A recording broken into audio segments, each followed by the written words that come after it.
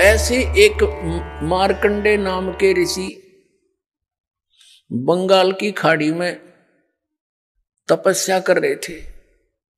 इंद्र के हलकारे यानी उसने गुप्तचर छोड़ रखे होते हैं पृथ्वी पर, उनके देवता यहां गुप्त रूप में घूमते रहते हैं और उनके ऐसे सूक्ष्म शरीर होते हैं। ये लंबी डिटेल बन जाएगी जब मैंने ये चैप्टर दूसरा शुरू कर दिया, क्योंकि आपने आज तक ज्ञान तो सुना ही नहीं है, उस अज्ञान को ज्ञान मान के ग्रहण कर रखा है।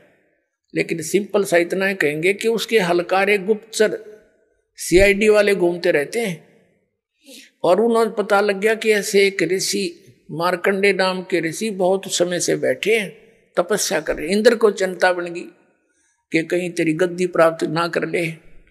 उस तप को भंग कराने के लिए, साधना को डिस्टर्ब करने के लिए उसने एक उर्वशी भेजी।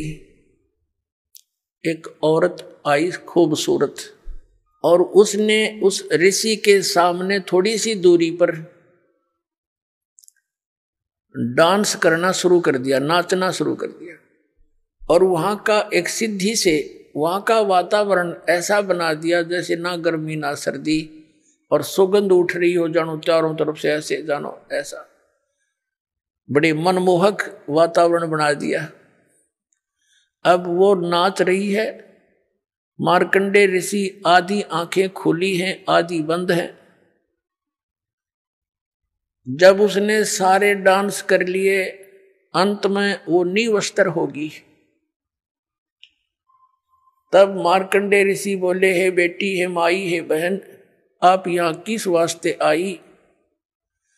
तब उर्वशी ने कपड़े पहनते हुए कहा कि हे ऋषि, मेरे स्वरूप को देखकर यहाँ अन्य इस बनखंड के, इस वन के डिवीजन के, इस टुकड़े के जितने ऋषि महर्षि थे उनके वो तो डामाडोल हो गए और छोड़कर इस तपने खड़े होकर लागे देखने मेरे को।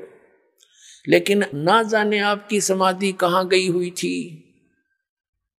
ये आप जानो, आप डगमग नहीं हुए।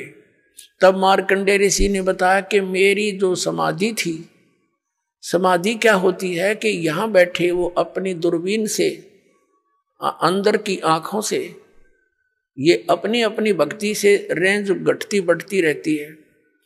वो कह रहा कि मैं ब्रह्मलोक में मैं डांस देख रहा था और वहां नाचने वाली औरतों की तेरे जैसी तो 7-7 नौकरानी थी, तो तेरे डांस ने के देखूं